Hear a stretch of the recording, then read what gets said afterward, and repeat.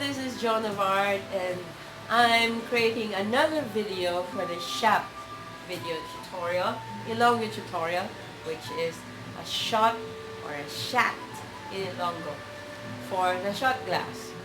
This is given to me by a friend, and let me describe to you what's written on this glass. Glass, baso, sunod lang.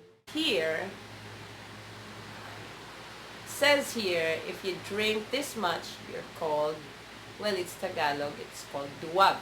Duwag, in Ilonggo, tanawan, meaning coward.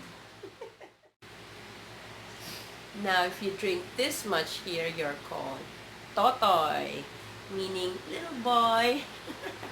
And this one is pogi, meaning cute boy. And this one, Mr. Suave. So, suave guy, handsome guy, handsome dude. And here, it's macho guapito, meaning macho guy. And of course, if you drink this much, you're called a tunay na lalaki, a real man. Of course, that's Tagalog. In Ilonggo, tunay na lalaki, tuod nga lalaki, a real man. Te, shot na ta. Shot, shot.